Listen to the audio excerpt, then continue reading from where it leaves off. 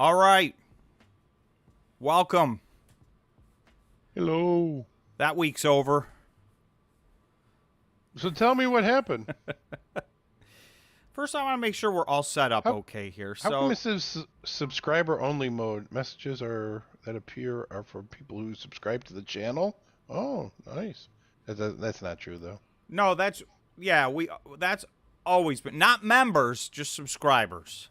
Oh, okay, I gotcha. They Yeah. have to subscribe. Oh, members, subscriptions. There's a lot of things going on. Let's do it. It's never too soon to smash the like button. So, I know this was nobody's favorite week, but smash the like button. Let's get some more people here. This was a rough week.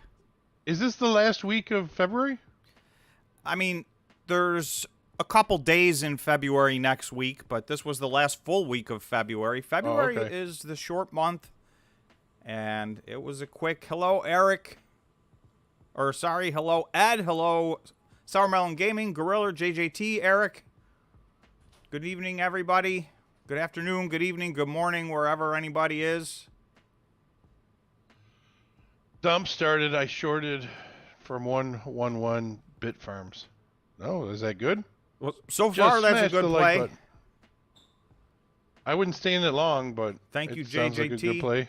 Hello, Omer. Welcome. Those poor people at Bitfarm, they've got to be just beside themselves. Well, here we go again. They finished under $1 today. So they just had another 6-day streak going, and boom, they got to start over. Wow. So that's crazy. I mean, they'll get there, but and they were down, I think, the most out of, well, Core Scientific was down a little more. They were down the second most out of everybody today. Once they went under $1, they started to go. People were trying to hold on to that $1 spot, but it did not hold. George, who's in shock with the price movement of Bitcoin today? Anybody in shock? I'll be honest with you. I'm a little in shock. I thought we had 25 in the bag and it was going 25 too, no problem. I'm not in shock, but I'm not happy about it. However, big things happening in March. Don't be scared. Big things happening in March. Oh, you didn't have me up? What do you mean? Jeez. No, I just saw my face just got.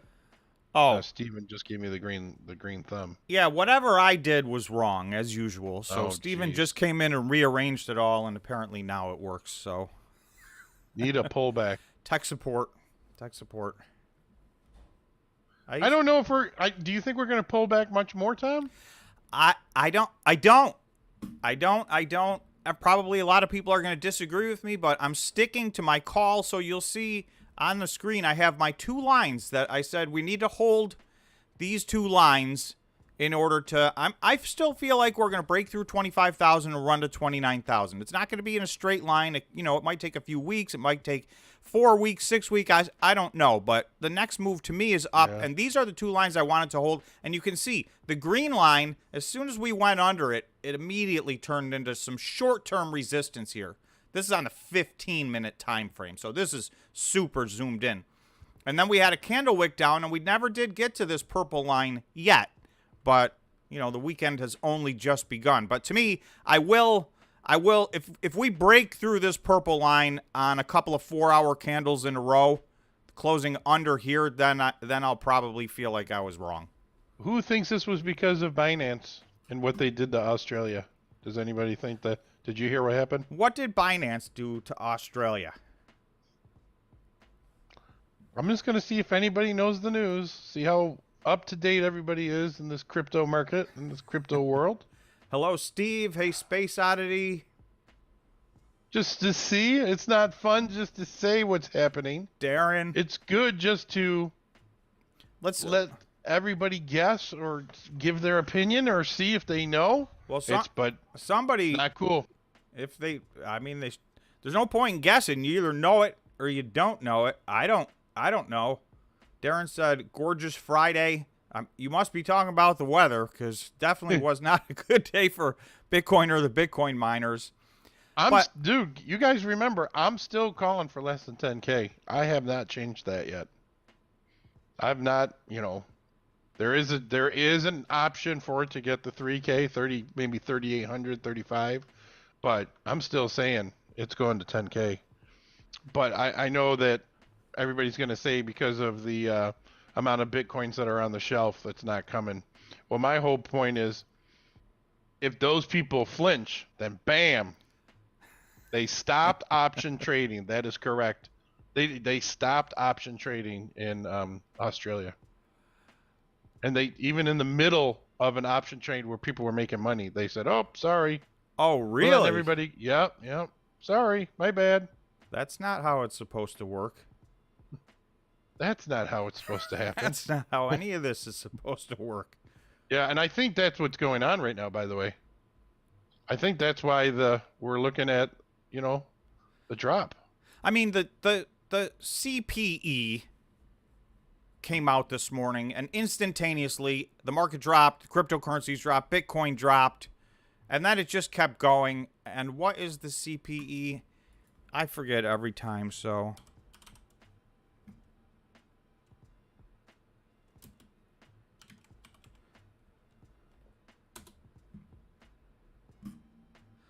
Oh, because it's PCE. That's why. Yeah, the Personal Consumption Expenditures Price Index. So this is like the counterpart to the CPI data. This is also inflation related, and allegedly, the Fed takes a closer look at this data. Well, we got a miss on this today. So this came in worse than expected, and it gave the market a reason to panic and sell off. And it's a Friday, as if the market needed a reason anyway. So, this was one data point to me, again, is the Fed going to change what they're doing? Like, I think we definitely got to talk about that later. We need to talk Fed. We need to see what everybody thinks. Because here's my opinion. Unless some number is out, we need a series of numbers to be pointed in the wrong direction enough that it would change the trajectory of what the Fed is going to do. And certainly no one data point is going to do that. And this is the first time we've missed a number in a long, long time. So you don't get them all.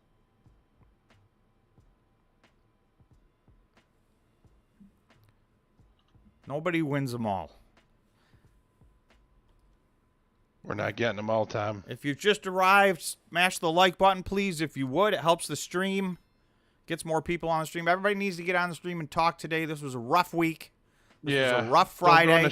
Don't go in a shell. That's right. And listen, I went heavy into CleanSpark. Heavy. That's right. George came back in, but... I'm an idiot. I mean... I think if this Binance thing didn't happen, Tom, I don't think we would nearly have dropped like we had. I think that's what hurt us, the Binance thing. Well, and I mean, it's like I said, but this is what, remember, I've said Binance is a freaking loose cannon. And that's a problem. Binance is an issue. Let's see how the market did. Well, I won't say it rallied into the close, but S&P was down 1%, Dow 1%, NASDAQ 1.7. That was down over 2 most of the day, and the Russell just under 1%. So it was a down Friday, and you can see it started down because the data came out before the U.S. markets open.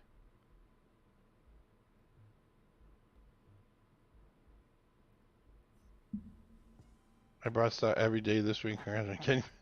Yeah, enjoying the pain. Enjoy the pain. I just hate losing money. That's why I was telling Tom. The reason I don't trade stock, or I'm not a good stock trading, is because I lose money. Aladdin, yep. I know this is what scares me about Bitcoin right now is Aladdin. But let's be honest, we all know where Bitcoin's going. They want you to be scared.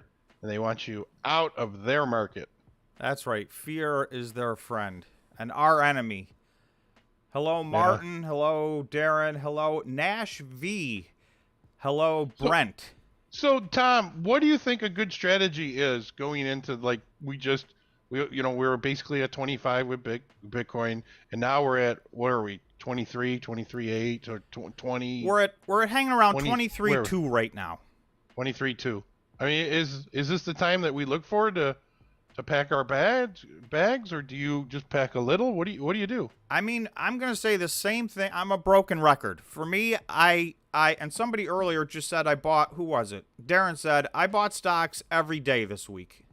Congratulations on getting back in, George. So Darren's like me. When there's a pullback, you know, I try to dollar cost average in, and preferably, obviously, if you can get in on a pullback, and I've done a lot of dollar cost averaging. So I'm really just waiting for good. So it depends where you are in your investment strategy. If you've been sitting on the sidelines, in my opinion, you start to dollar cost average in because you don't know. We don't know. We don't know when the bottom is. I truly believe everything to me looks like the bottom is gone. I know George thinks we're going to get another beatdown, and he's not alone. On yesterday's live stream, we had at least one person, if not more, that thought we were going down to like 10,000.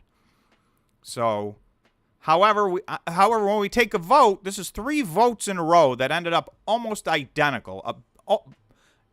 About 75% of the people think we're going to hit 29 and that the next move is up. So 75% think the next move is up, 25% think the next move is down. So it is a split crowd, but you know, we've been hanging out in that 3-to-1 ratio for a little while now. This was the third, you know, and we don't, obviously it was only a couple hundred votes, but so there's no telling if that represents the broader market. But for the people here who are in the familiar with the industry, that seems to be the thought process.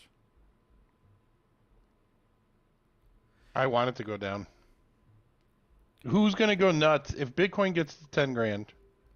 Who's going to go nuts? I mean, I know I am.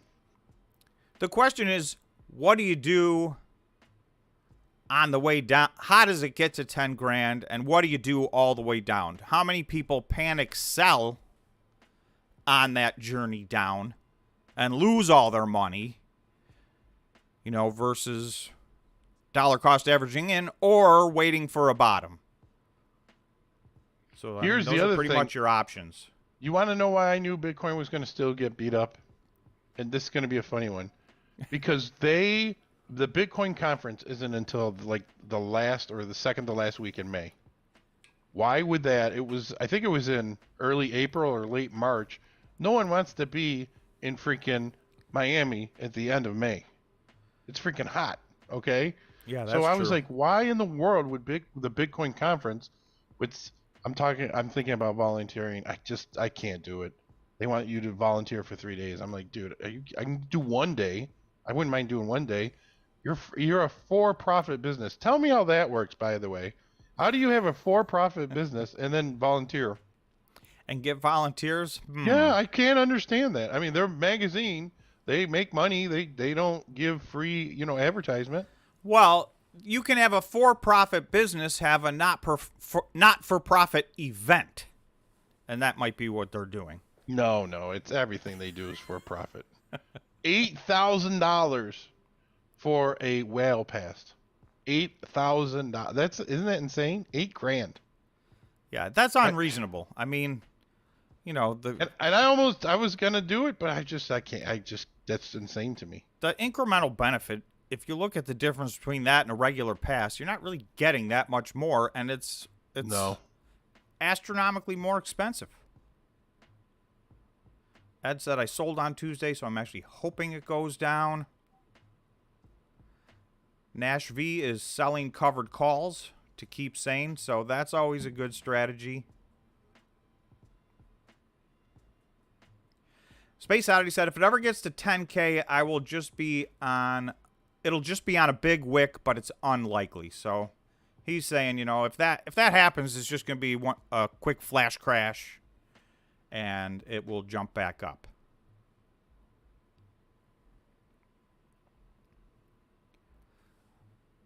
So, and that's this.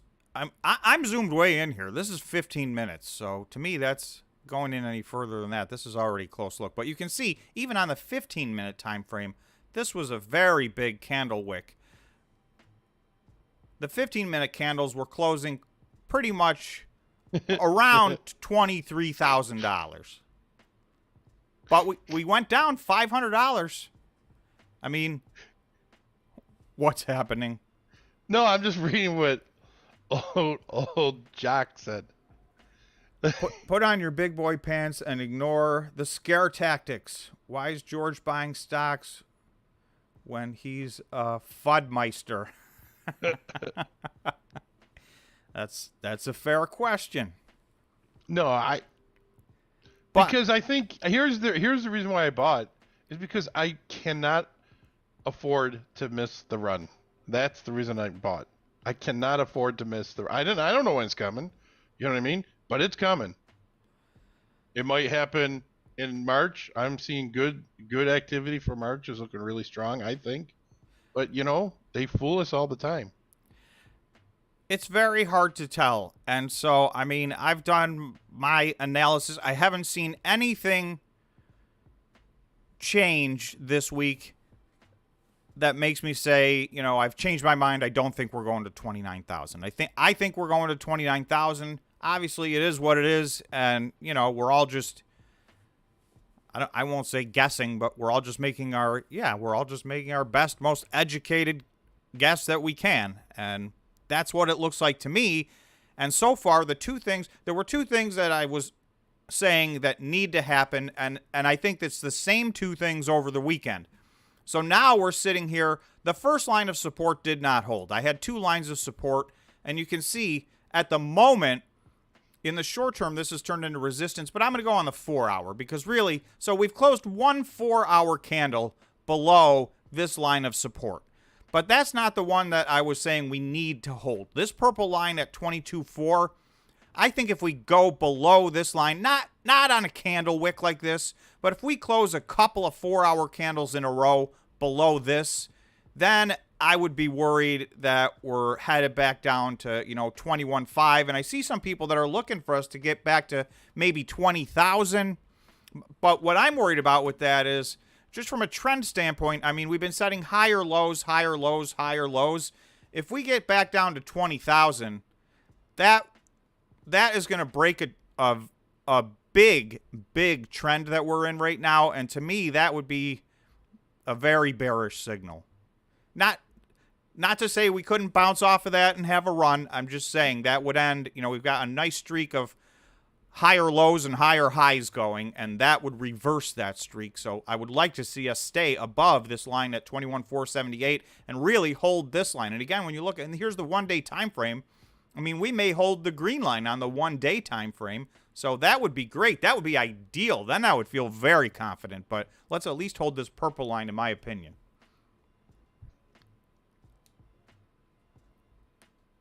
I'm hoping, Space Oddity, I hope it goes down. It just needs to go down to get it over with. That's my whole point. Because we don't know which one of these times are going to be the last time. Because one of these is going to be one of the last times, I believe. All of a sudden, we're going to be looking at $35,000 in Bitcoin. That's how it has happened in the past. So, that's the old saying, previous performance is not an indication of whatever. But that's what's happened for the short history of Bitcoin. At some point, this takes off, and, I don't know. This run that I think we're in is that middle run. This is not the blow off top that we get sometime after the halving usually. But in the middle, there's usually upwards of like a 300% run up typically in the past. But again, that doesn't mean that's going to happen this time. Everything is scaled way up. We're in a different world than we've ever been in. Ed's saying we're at 50.2 on the daily RSI, so that's something I'd like to hold. We did get a little bit under that. Am I on the daily? Yeah, so like this has been our journey. Obviously, we dipped under this a little bit, but I'd like to see us at least hold this. I think, this could be a reset and we could head back up. If we can float around here over the weekend and not get too far under 50, what did we get down to? 45.68. Who knows? But good things happen over 50. I mean, that's how I've always felt about this. You got to get over 50. That's when the runs, every single Bitcoin run occurs when the RSI is over 50. So, you know, on the one day, we just had a bearish crossover, but this, you can see how inconsistent. I mean, look at this run. We had a crossover, a crossover, a crossover. I mean, it was, you know, this is very low momentum in any direction. So it's still, I think we're consolidating. But those are the things, I mean, those are the things I'll be looking at. Yep, big black swan to get new lows. But I don't even think it's going to be a big black swan event. I think it's just going to be a normal one. I think everybody knows that Tether's junk. Is there a normal black swan event? You know what I mean? I don't... You're saying it's not going to be what the do you disastrous think? end of the world scenario. Okay, let's go back to that was one of my questions. I'm going to go back to it again. We go to war, what happens to Bitcoin? Short term, long term. I think short term it's bad for all assets. So there could be a reason to go to war, is what you're saying. Hey, not as far as I'm concerned, but I mean, No, if people no, are doing but that I'm over saying- Bitcoin, Right. I mean, I'm not saying it, you know what I'm saying. Yeah, I mean this. It's almost like a movie. You know what I mean? yeah, you can see this dotted line. I put a dotted line at 23,000, so you can see on the 15, even on the 15-minute candles, this has held. This has held. So for the moment, 23,000 is providing some very decent support, but it's early. We'll see where we go from here. Crypto loves to do the fake out M pattern with a high side on the right, then dump. I've seen this many times, so you're expecting a dump, that sounds like. Well, that's right now. I mean, if you look, we're in an M pattern right this minute. I think that's what he's saying. He's looking Yeah. for the dump on the other end of this, but then Space Oddity, to finish that thought, says, but also Bitcoin has a habit of just taking off and never coming down. So, yeah, I mean, that's the conundrum, and that's why, you know, that's why I think you got a dollar cost average in. That's, you know, that's why I dollar cost average in and I buy and hold. And yes, I do mess around with some options at a smaller level. And, you know, I got rid of my options at 25,000 because that was the game plan. I thought we'd run to 25. But So it worked. It just so happened to work this time, which is nice because that makes up for the 5 times it didn't work in a row before that. So, and it doesn't make up for it, but it's good when it works. What's up with TerraWolf? What did it do today? Yeah. Let's see what it did. Let's take a look at TerraWolf. Not Beyond Meat. We're not interested in that. I'm not interested in that. So, I mean, we were down 2% today, so not a big move for TerraWolf today. And you can see, I mean, look at this. This is a lot of consolidation. It's very close to its all-time. This is its all-time low. Now, it's a very new stock, so it's not like, you know, that's a huge deal. Its 52-week low, I think, is its all-time low. So, and we're still very close to that right now, despite the fact that they had some. I mean, whether you think they're up 23% from their all-time low, even if you think they're in bad shape right now, they're in significantly better shape than they were in a week ago or 2 weeks ago before they raised $32 million and renegotiated all of their debt and deferred payments. I mean, the cash flow implications of what they did are drastic. So we're going to get to see. And they're also ramping up. They just finally started mining Bitcoin. So, you know, we're going to get to see financially, do they really have these inexpensive costs? Are they really going to mine the amount of Bitcoin they're talking about mining? So I bought some TerraWolf. It's a new position for me in 2023. I really don't have almost no new positions. That's one that I bought because I thought there was a fundamental change in that company's scenario.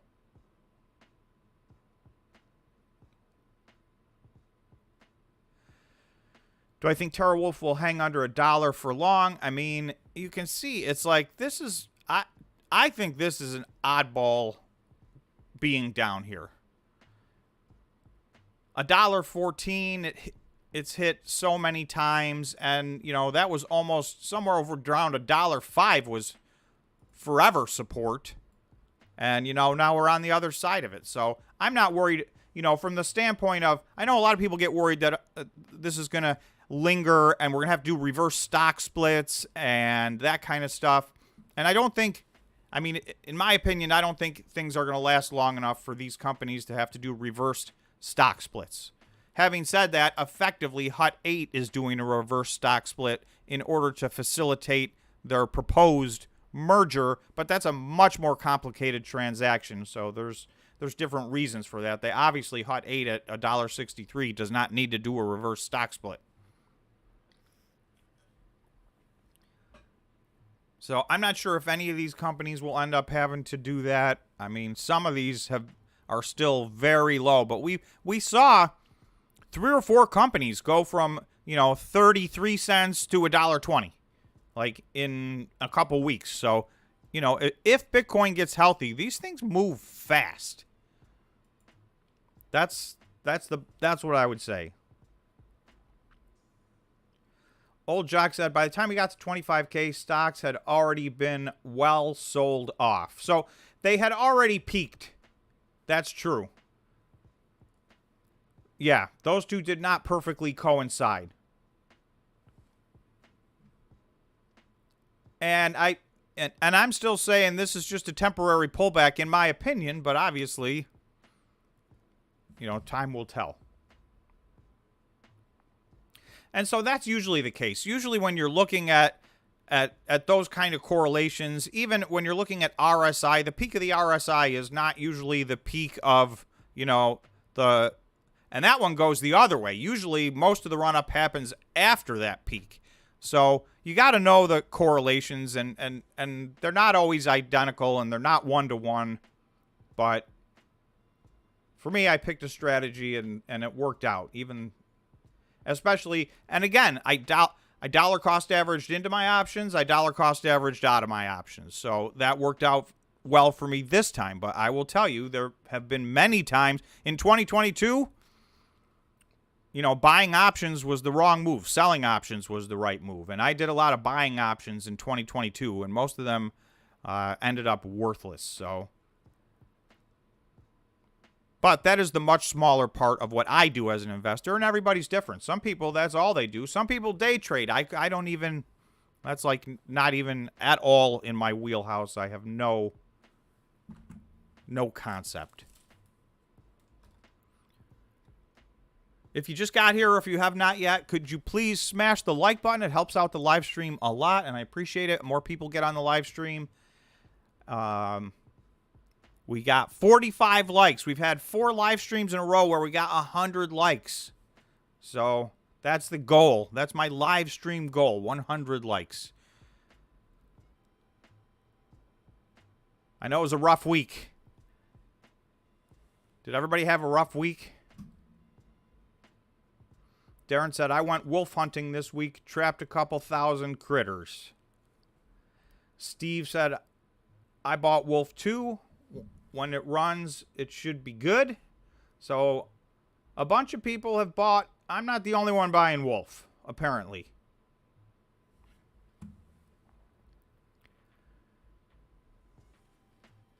Hello, Ryan. Hello, JM.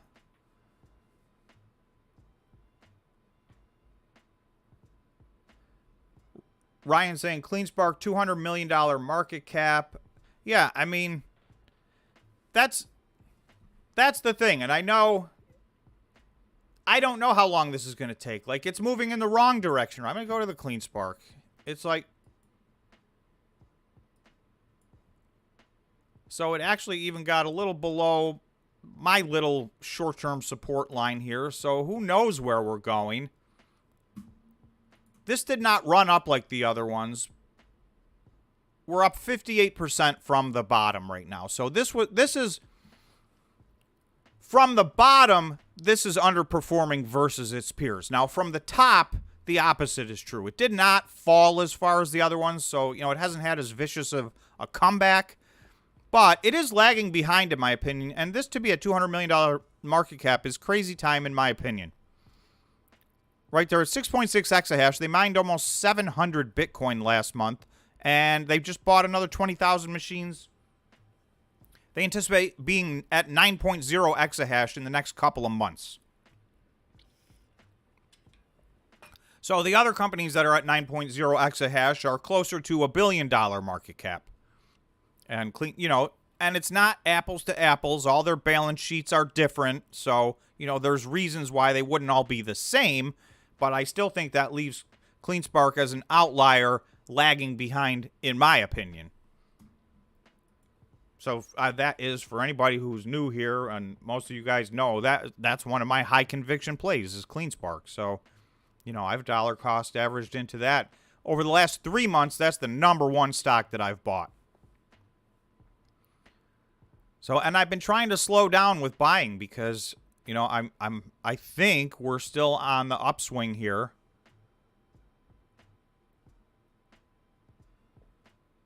Martin is saying of Wolf. Let's see what that was the end of the statement of. Oh, I don't know. QWERTY, hello. Welcome to the stream. Brent, hello. Alex, hello. Alex said down 400 today for the week. Brutal day. BIVI Zim saved me from going lower. So we did Zim on the channel. So for those of you who are members, you'll remember we did our deep dive on Zim. So what'd Zim do?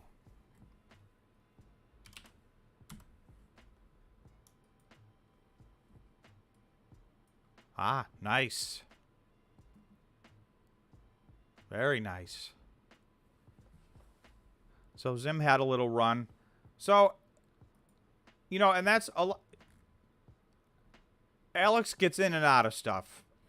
I don't want to speak for you, Alex, but I know you do. You've got some swing trading that you do that I think, you've been so far based on the stuff you've told us and the members only, you've been very successful swing trading. So, but today was a brutal day. That's absolutely correct. And this was a rough week. It was a down week. I'm going to switch screens here because I think George is just a big black box right now. He must have got a call from a customer. I'll see if he comes back. So hopefully that got that off. Let me know if the screen looks weird or if I just fixed it. Darren said I have a boatload of Zim. Love that stock. Chris is saying cup and handle. Bullish.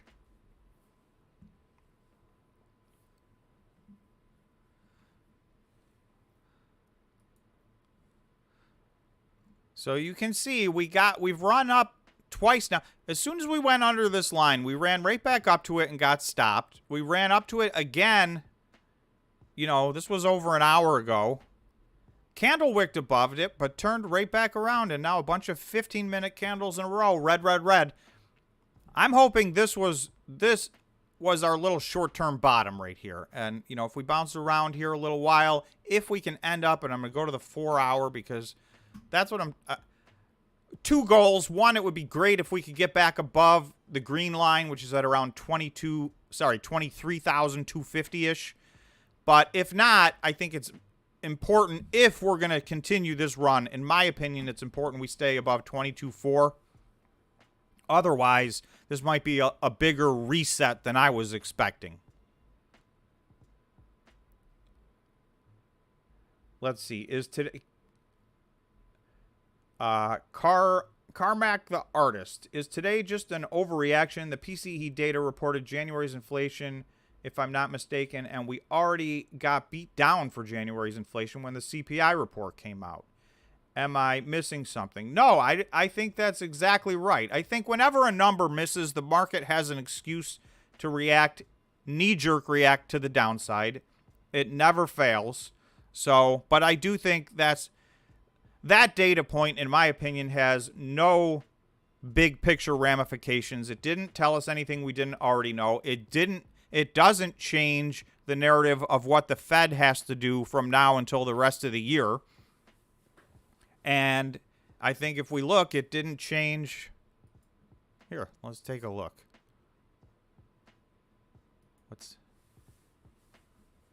Wait for it. 73%. So, and yesterday it was 73. So 73% of the people think we're getting a 25 basis point rate hike. And this is not percent of the people. This is just percent chance. This is the CME Group's target rate probabilities. So we're at a 73% chance. That's identical to where we were yesterday. So this new data point didn't change this at all. Now, we did change from a week ago, but I think that was some of the other information that's come up. And we're at 27%. Think we're going to have a 50 basis point hike. I will tell you, I am of the extremely strong opinion that we will have a 25 basis point hike. They're starting to build in a little fear here with this 27% chance of a 50 basis point hike. But I believe if there is a 50 basis point hike, that would be a gigantic shock to the market. Even though this says 27% built in, I think that would be that would be a big down day and week, and could change the short-term direction of the market. And also, it would not make sense, and I think it would be a very big mistake, in my opinion, for the Fed to do that for several reasons. Number one, it shows panic. They just 5 times in a row told us, we're going to slow down, but we're going to keep going until, we get to where we have to go. So, if the next thing they do is speed up, they lose a lot of credibility, and they are struggling to regain their credibility. So I think it's pretty safe to say they're going to do what they said they were going to do, which is a 25 basis point hike. And the question is, how many more of those are we going to get? And does it really make a difference if it's 2 or it's 3 or it's 4? I mean, it makes a little difference, but, that's pretty much, in my opinion, that's our range. The best case scenario is we get 2 more rate hikes. I always thought it would be 3 more, and so I still think that. And I suppose it could be worse than that. It could be 4 more. But I don't think that makes a gigantic difference.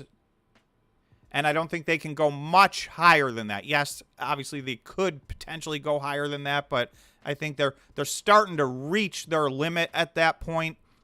Other ramifications kick in the rest of the market, and we don't want to be looking at housing falling off of a cliff because all of a sudden we're at 8.5% mortgages.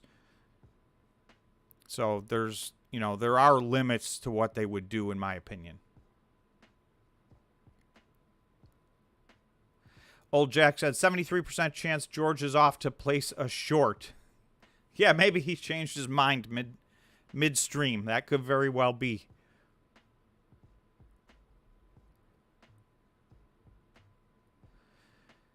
Yes, George said Bitcoin's going to 10,000. Then he says he's gone heavy on CleanSpark.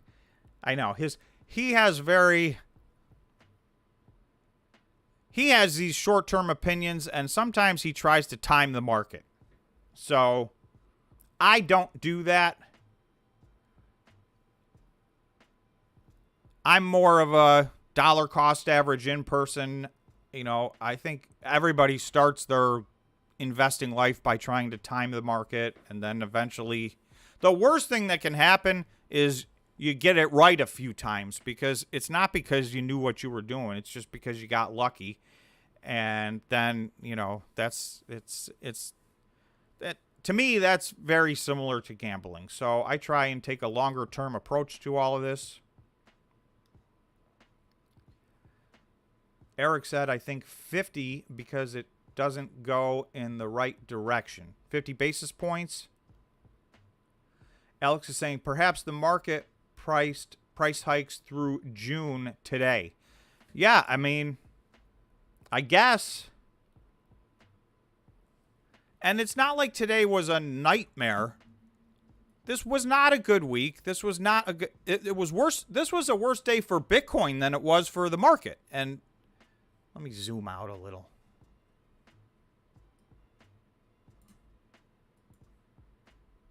You know what? Let's not go to the 4. Let's go to the 1 day. We're down.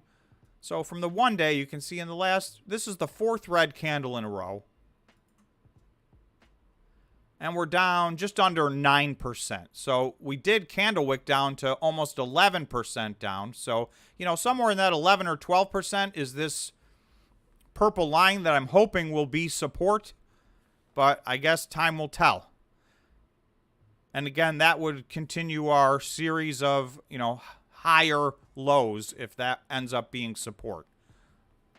So that, you know, that's my short-term bull case scenario. But again, I don't day trade that. Ellie said I have 12,000 shares of CleanSpark, average $9.30. I used to dream to millionaire. Now I want my money back. Is it possible? And I mean, absolutely. My opinion is that's very possible. My long-term price target for CleanSpark is a lot higher than that. But again, this is where, you know, it's, are you a buy and hold? Are you a long-term investor? You know, is your time frame 3 years or 5 years or 7 years? If so, I mean, I think if CleanSpark does what they say they're going to do and Bitcoin is healthy and goes to some of the numbers, it doesn't have to go all the way to the moon. You know, it doesn't have to go to $1 million. But if it continues to run up, then yeah, I think CleanSpark right now is a leader. They're top 3 Bitcoin miner right now. They're not being priced that way, and I think that's going to change. So I think they have a little bit of catching up to do, step 1. And then everything is going to move over time if Bitcoin can get healthier, you know, over the course of the next few years. So I'm talking about what's the next move. So that's the next, you know, 2 to 6 weeks. I think the next move is up, but, you know, the next move after that could be down. I think we've bottomed out, but, you know, George is not alone. He thinks we're going to go to 10,000. We've got a lot of people that think we're going to revisit 20 or 18 or 12,000 or 10,000. I've heard a couple of people talk about 3,000. So everybody, you know, opinions are going to be across the board. But yeah, I won't be selling my CleanSpark at $9.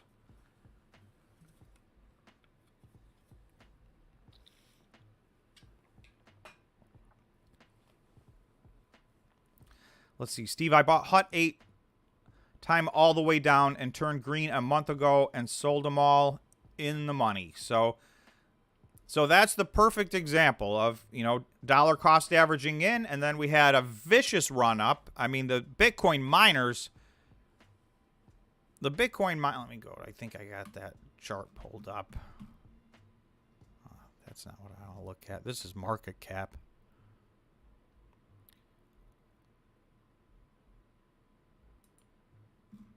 So this is updated through last Friday. I need to update this tonight, and then I'll put this out again tomorrow. So this data is 1 week old. But you can see, like, Hut was up 136%. So if you dollar cost average all the way down to the bottom, it sounds like Steve did enough of that, so he got back to break even and got out of there. Or it might have even made money. So yeah, also there's a time to take profits as well. There is no one strategy. That nobody has the right strategy. That's the thing. Like, and I know a lot of times, especially in the Discord, we get into some very heated debates, and it's not necessarily a matter of right or wrong. There's more than one way to invest, and it depends on a lot of things. It depends on your risk tolerance. It depends on your time frame. Certainly, you should be only investing money that you can afford to invest. Darren said, I won't be selling my CleanSpark until at least $65. $13,500 and adding. Yeah, I mean, that to me, and Eric, CleanSpark has only 78 million shares. Right. A lot of people are complaining that they continue to dilute by issuing more shares, which they have done, but it's very accretive dilution. I mean, they've tripled their exahash. They're about to quadruple their exahash.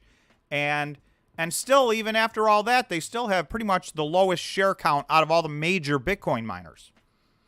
So I like what they're doing. I think it's good stuff. The market has not rewarded them. You'll see here's CleanSpark at, the bottom of this list as of last Friday. So I don't think it's going to get much better other than Wolf, which is negative. So Bitcoin was up 51% as of last Friday. We all know it pulled back this week. So these numbers will all change. They're 1 week old. But CleanSpark's still going to be at the very bottom of this list. And so to me, no, one thing is an indicator, but this is the type of thing where I look at this and I dig deeper and go, is there a buying opportunity here? Now, for me, that's already one of my high conviction plays. So, I've been dollar cost averaging into it.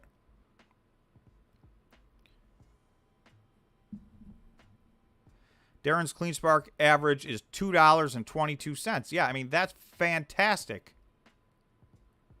I think I'm at $3.70 something cents. So, I was pretty close. I don't think it quite got there this week, but let's look, because we got pretty close to that, but I don't think it got there.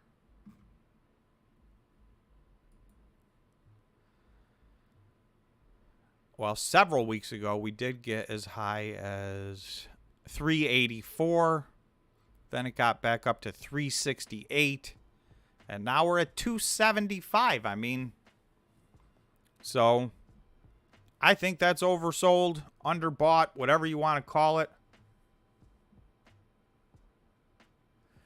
Darren's saying, no, CleanSpark has cash positive to pay for new miners. Yeah, I mean, they're a cash flow positive company. And obviously, this bump even with Bitcoin running down a little bit today, we're still hanging out at $23,000. That is such a gigantic difference for these Bitcoin miners. That's doubling their gross profit in all likelihood versus when we were bouncing at around $17,000. Could be more than doubling. It certainly is more than doubling for a lot of these companies. And for some of these companies, it's the difference between they were losing money per Bitcoin and now they're making money per Bitcoin. So, yeah, and CleanSpark has managed to, they're not holding their Bitcoin. Very few companies are right now. So, there's almost nobody left holding. Can we say there's nobody left? Because Marathon was one of the last ones. They sold 1,500 Bitcoin in January. Hut was one of the last ones, but they just put out a press release saying that for the interim, while this merger is being considered, they will be selling their Bitcoin that they mine. So, they're going to sell. And I think everybody else has already sold some. They're in a hybrid formula, or really the majority of these companies are now selling all their Bitcoin every month. That's the new normal right now. So that may change in the future.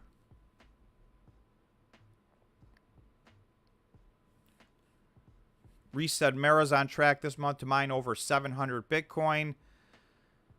So that's good. I mean, they got 687, if I remember correctly, last month. So if they can get over 700, and all those numbers I think are very low for them versus where they're going to be, sometime when they get to where they're going. And I don't know when that is. And, I have,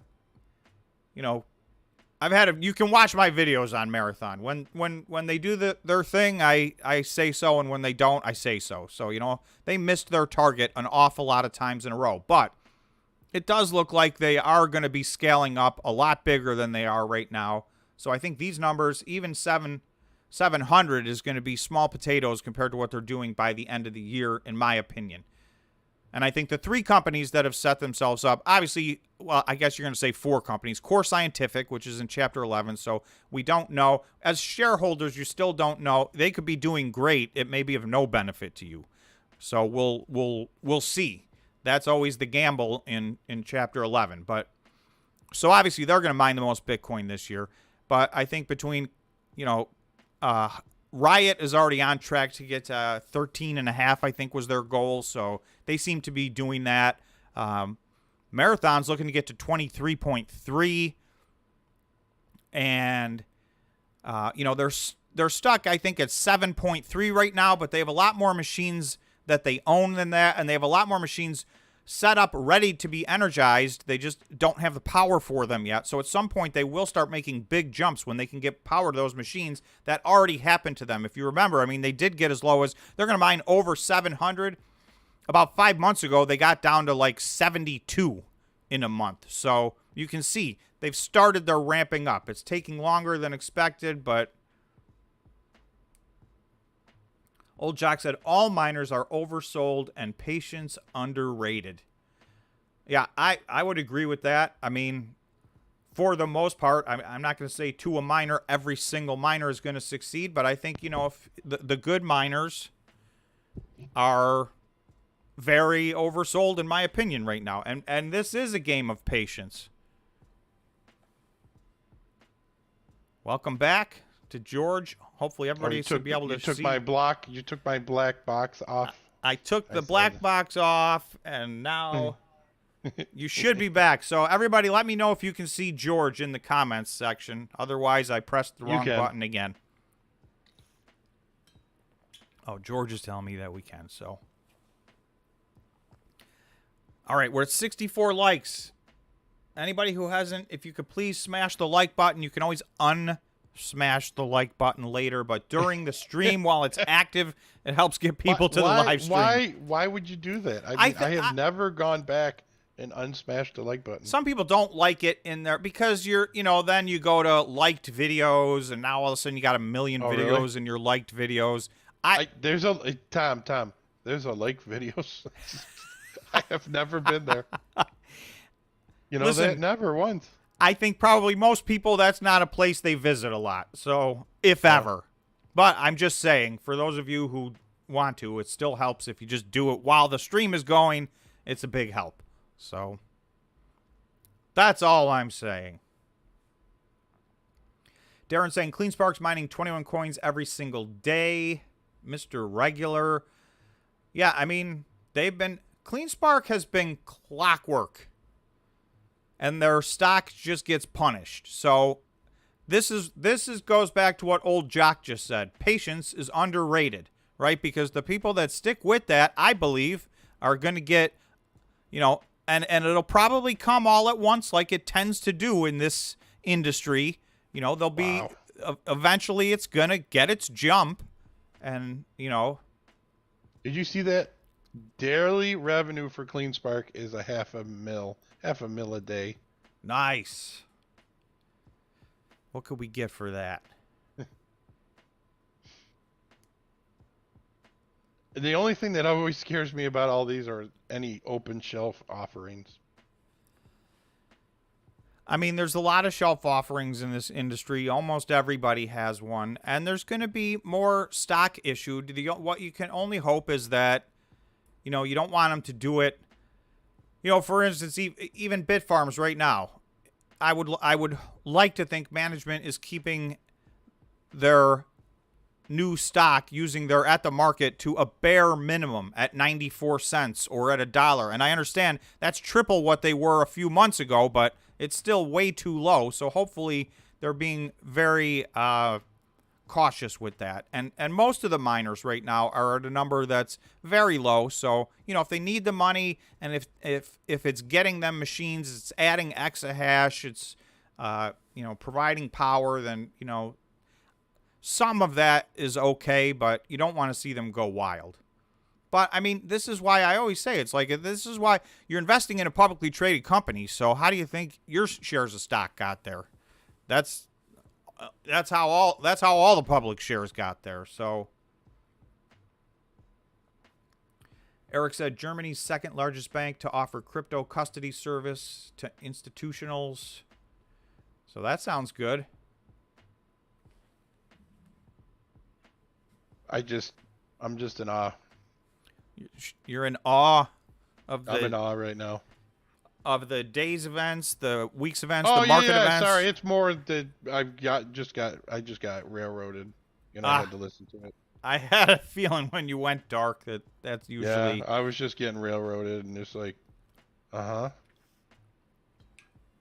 this lady didn't go with me with her kitchen cabinets, so it's holding up the electric.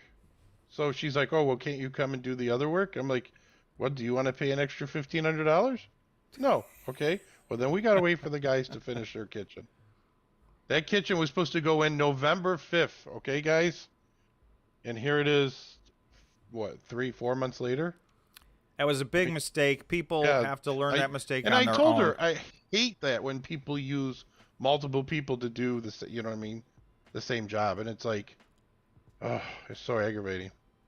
This is usually how that story ends, but you can't tell people that.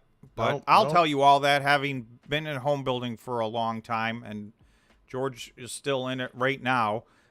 If you pick a contractor, and then you start trying to say, "Well, I'm going to do this, and I got a guy, and he Yep. can do that," Yeah, I promise you, it's going to go poorly.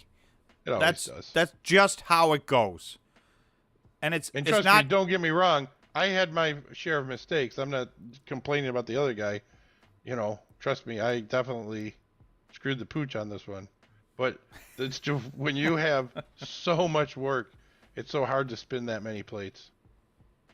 But the good news is I'm almost done. That's good. Construction's a tough job, but somebody's got to do it. Yeah. I guess the illegal immigrants. Sorry. Okay, get back to work. Everybody back to work. What do you think CleanSpark would be at 100K price Bitcoin? Ooh, let's play that game. I want to. Oh, I boy. bet you it'd be $20. At 100K? You think it'd be more? They don't really have that many freaking Bitcoin. They don't have a lot of Bitcoin, but they're mining 700 Bitcoin a month. Well, if they didn't spend it, it'd be great. But they spend a lot of them. By the time Bitcoin gets to 100,000, they may be mining 1,000 Bitcoin a month. So And then hopefully what they're if at gonna that save time 300? Right, that's what I believe their goal ultimately is. I They've don't- said that. They That continue. sounds like somebody who doesn't understand. Sorry. I forgot. It doesn't understand the halving. Sorry. Did I say that out loud? This is what they're doing. They want to get to 16 exahash before the halving. Oh, Their so they're at contention 8, is basically. we need to, if we want to be one of the major players in this space, we got to do this, and we got to do it now. And that's the philosophy they're taking. Wouldn't you think that of all the Bitcoin miners, that CleanSpark's the most impressive? Out of all the Bitcoin miners, And the reason why I say that, because they didn't have as much money as everybody else. They were a little bit later than a lot of these guys, although not much, but they were a little bit later than like Marathon and Riot and some of the other ones, and obviously Hut and Hive and Bitfarms. And yeah, they've been. Here's the thing that they did that everybody criticized them for. They have been selling the majority of their Bitcoin, but they've been doing that since Bitcoin was at $69,000. So they got to average out of their Bitcoin effectively. So the price that they've gotten paid per Bitcoin over the last year is much, much higher than almost all the other companies that held onto their Bitcoin and then got into a liquidity crunch and had to sell a bunch of it at the lows. So they had a plan. They've been executing that plan. They're operationally speaking, nobody can argue. Their operations are fantastic. They mined 697 Bitcoin. And, to me, operationally, they stand out. Bitfarms stands out. Now, a lot of people may have a big problem with Bitfarms as far as some of the financial stuff that they did last year. But two different things. Just operationally speaking, those two are the most impressive operators, in my opinion, by far. Right, because you've got CleanSpark at 6.6 exahash and mining 697 Bitcoin. So, you've got Marathon at 7.3 exahash and really several other exahash sitting and waiting, and they're mining roughly the same amount. But for most of the months over the last 6 months, CleanSpark was ahead of all of those guys. Marathon, Riot, everybody. And there were some months that Bitfarms was ahead of everybody. and they're only at, I think, 4.7 exahash right now. And I say only, I mean, they more than doubled their exahash in the last year, so they did grow a lot. However, they didn't get to where they thought they were going to get, but very few did. CleanSpark is the only company that really got to its goal and beyond its goal.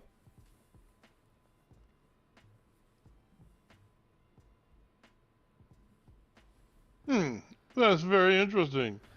It's funny you should say so.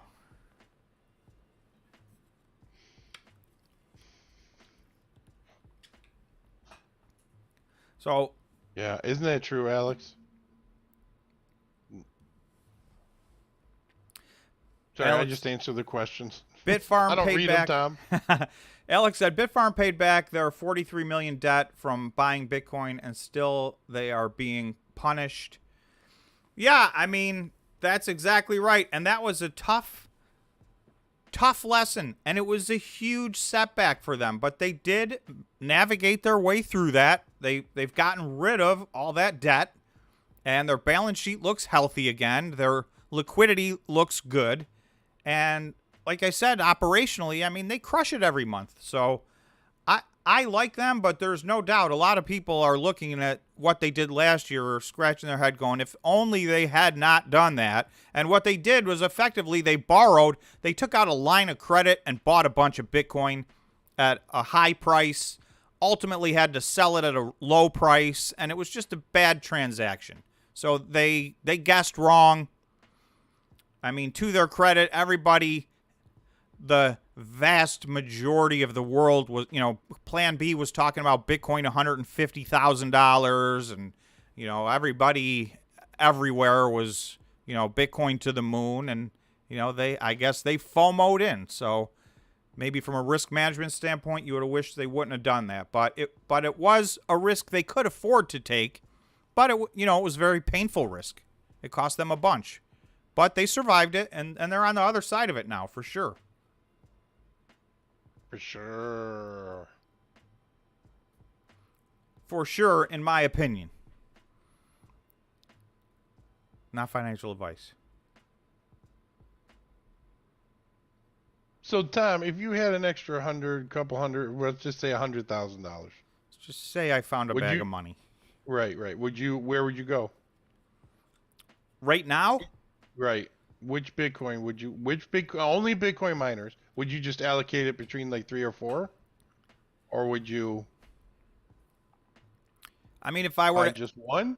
If it was freebie money and I was able to add this, then I would diversify. And there's a bunch of these that I think have different levels of potential but different levels of risk. So, some of these like Stronghold and TerraWolf are my two newer positions that are much smaller, and but I think they're higher risk positions. They're longer term positions. Stronghold is, I think, very far away from getting where they're going, but they did just absolutely avoid going out of business, and now it seems like they've got a strong business model. It's just much smaller, and it's going to take a lot longer. And there's more companies than that. So obviously, my top 4, I have showed everybody my top 4. They're Riot, CleanSpark, Hut, and Bitfarms. That was Marathon? That was Marathon is my number 5. Oh, okay. I think Cypher was number 6. I would have to look at the chart. And a lot, and that was my January 1st, 2023. So you would take 25, 25, 25, 25?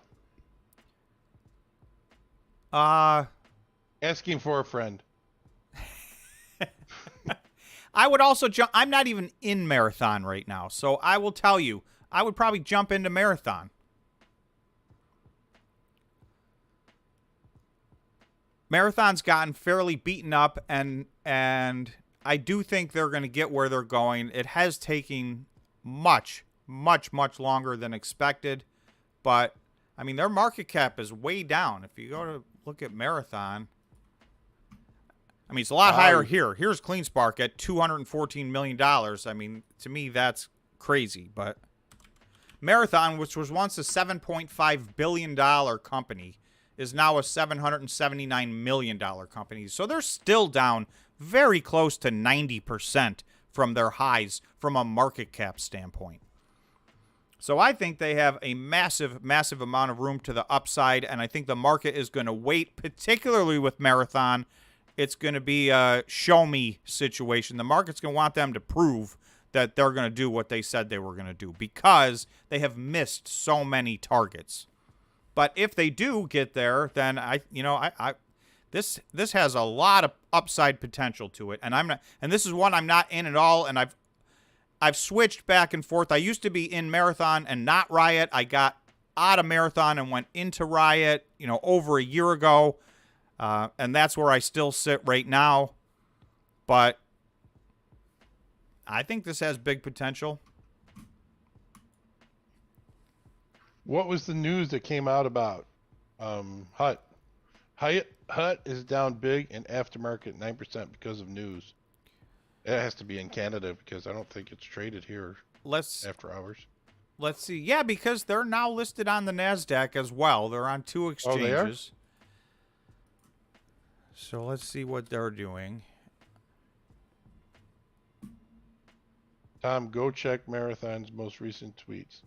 So are we talking about Marathon or HUT? Because HUT after... No, HUT first. HUT first. HUT, according to this, after hours, they're up 0. They were down 8%. Yeah, that's what I see. They were down 8% on the day today. According to Yahoo, I could go in and check and see what the bid ask is, but usually... Well, yeah, sometimes that gets messed up and that messes, you know what I mean? Here, I'll go to my account. I don't want to do this. I don't want to see it. Don't do it. You upset you're asking yourself to make... That's going to make you panic. Don't do it. I'm not going to panic. I already panicked. I do Russian roulette. Is that what it's called? Every night. I advise strongly against that. Old Jock said, Alex, Marathon are over 3x CleanSpark market cap, but they have a large Bitcoin hodl and big expansion plans, so who knows which is best. You place your bets and you see what happens. So, and Alex said, valid point. So, yeah, that's true. Those are the differences between those two. While they mine almost the same exact amount of Bitcoin, they have 2 different profiles as companies. So that is why I'm always saying, know your risk tolerance, do your due diligence, because all of these companies have very different business models. So, if you don't know what they're doing, it's very hard to have a high level of conviction and stay during these times, like this week and like today when Bitcoin has pulled back and the Bitcoin miners pulled back. If you're just guessing, then that's not a very high level of conviction. So that's why I always saying do your due diligence, because my due diligence doesn't matter. The only thing my due diligence is good for is me, because that gives me conviction in my trades. But everybody's got to have their own level of conviction. Hopefully I provide information on the channel that is helpful to people, but that's... I'll tell you in a year. Can you check Marathon's most recent tweet? Yeah, that's what I'm doing.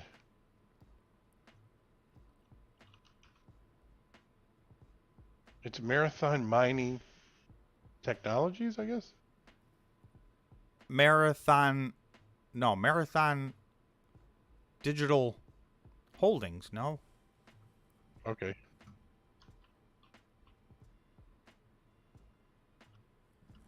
Digital.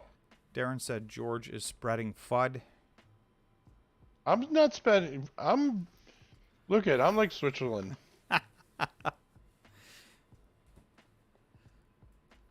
I'm not. How is telling you about the options in Australia being pulled FUD, by the way? That's just reporting information. No, I'm just telling you. That's just reporting information.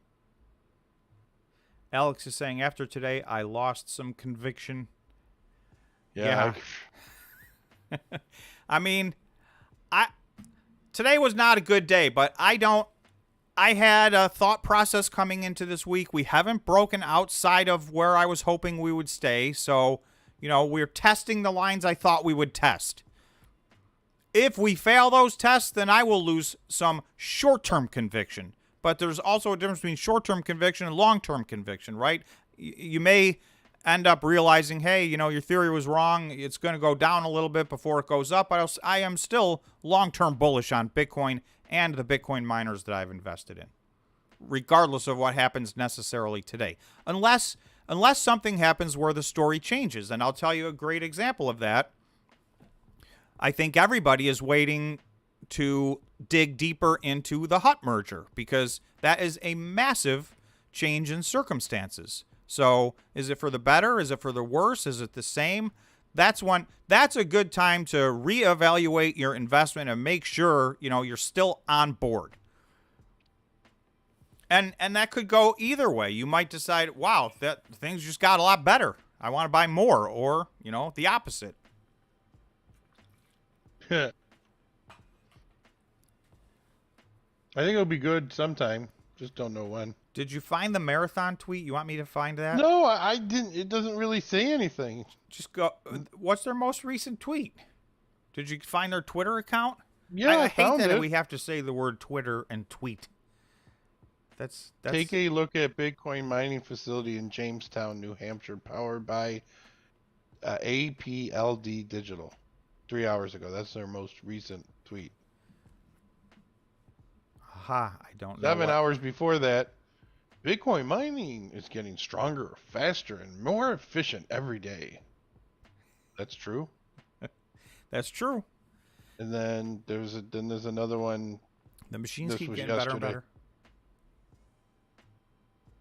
Massive mining upgrade. Check out this hottie. Huh? That's not a tweet from Marathon.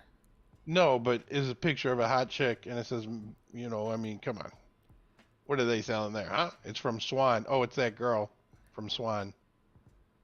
Nathan said, so was I the only person panic buying today? I mean, today really felt like a buying opportunity across the board. I mean, if you look at, this is just the Bitcoin miners. I mean, red. And not just a little bit. You know, the bigger miners were, Bitfarms was down 11%, Hut 8, Hive 6, Cleanspark 6, Riot 7, Marathon 8, Cypher almost 8. I mean, those were big moves to the downside. But Bitcoin had a big move to the downside.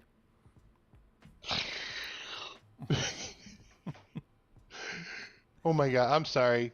There's this guy, I never even heard of him. I don't know him. His name is Till Muskoff. Musk Musfhoff. Is he just a internet person? He's a YouTube person. Okay. And they put his video up. Marathon put it up like 2 days ago. And this poor video, and this video has been out for a year, has 4.1K views. That's why I was laughing. They put a video up that was a year old? Because it talks about Bitcoin and renewable energy. It's just, I mean, whatever. Well, immersed cooling. That's not going to help the temperature of the ocean at all. they're not, That's not immersing it into the ocean. Yeah, but where does the hot water go? They cool it. It Well, goes that to messes cool up the the machines. environment. That messes up the environment. Well, that's your opinion. This immersion mean cooling that's my thing, I've opinion? yet to see anybody come out with. Everybody said it's gonna, you know, we're gonna get to overclock. It's gonna effectively increase our exahash rate by so much, but I really haven't seen that play out anywhere yet at all. So, in a theory, in a vacuum, that's all true, but I'm waiting for it to play out that way, and so far it hasn't.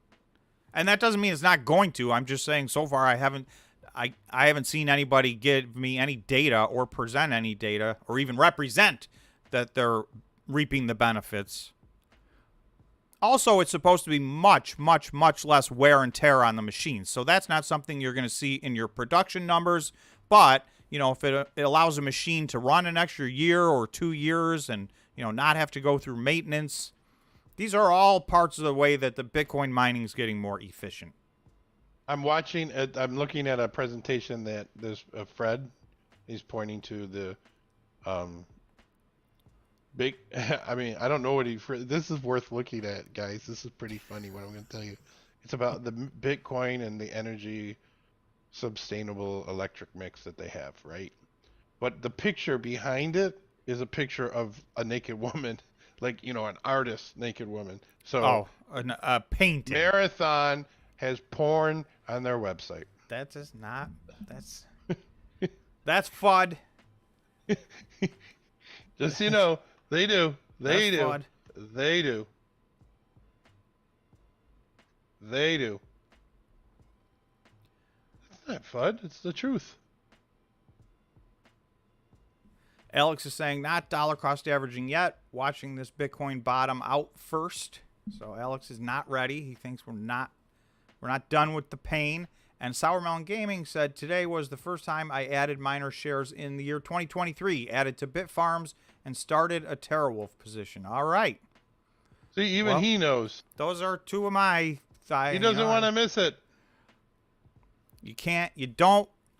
I think I feel that March is going to be a good month.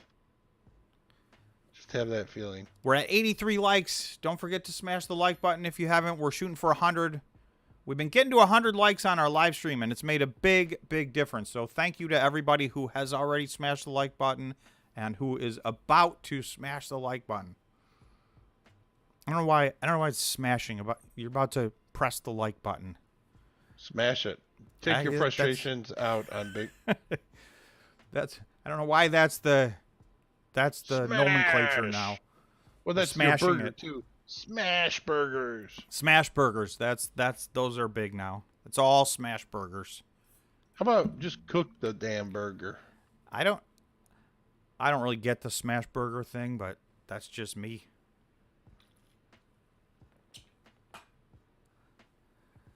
Tom, I have another question. Fire away. You haven't done any polls. It's a real statement, by the way. Let's do a poll. You've done no polls. I know, no polls today. We need to make a poll. I want to do the same one we did yesterday and see if people have changed their mind. So we'll do multiple polls. Let's quickly do this poll. So I won't... Oh, this is going to be like 10, 15 minutes, so everybody vote if you want. Let's see if everybody's changed their mind from yesterday. Oh, the price? Yeah. What was it yesterday? What did people say? You want me to say the answer? Yeah. Well, yeah, but that's going to bias everybody's vote potentially. I will say what yesterday's poll results were once we get today's poll results. Oh my goodness. All right, Karen. Are you calling me a Karen? Yeah. Let's do a poll. Should I tell you guys what the poll results were from yesterday? Drop your answer in the comments. Yes, that's mine. What was the poll yesterday about? Okay, so I'm asking the exact same question. What's the next move for Bitcoin? And the answers are going to be 29K or higher. So by the next move, I'm saying not tomorrow, not this weekend, sometime over the next coming, whether it's 2 weeks or 6 weeks. What's the next big move? Up 29,000 or higher, or down to 18,000 or lower? So is the next move, because we're at 23,000 right now. Both of those would be a big move. Down to 18,000, that's another $5,000 down. To 29,000, that's another $6,000 up. So to me, that would be a significant move in one direction or the other. So that poll is now up. So let's see.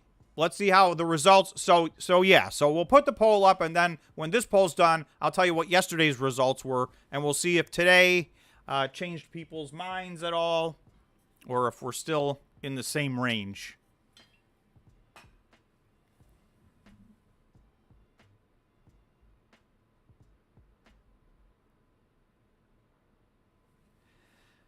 Down to 20, QWERTY. That's not enough of a move yet. At some point, it's got to go up or down.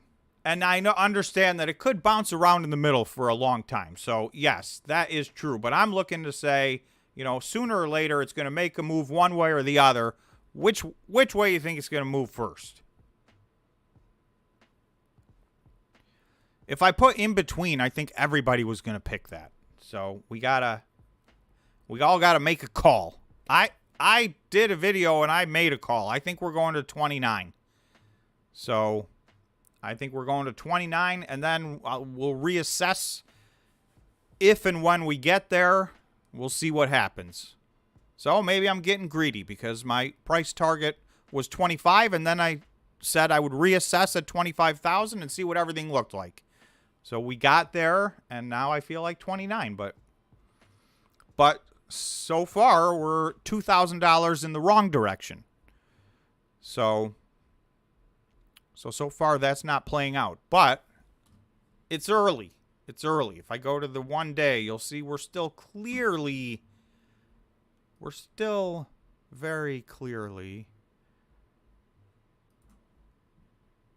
right from this, and that's not even the, let's go to the right. Well, I mean, we kind of had this run, but then, you know, we had this run, and now we've had a little pullback. So, I mean, all of this, we're clearly still inside of a bullish move here. And until we take out this line, in my opinion, the trend remains bullish. So that's how I'm looking at this. Yes, we have definitely pulled back, but you're going to have pullbacks. You're going to have highs and lows. This is a very volatile asset, so...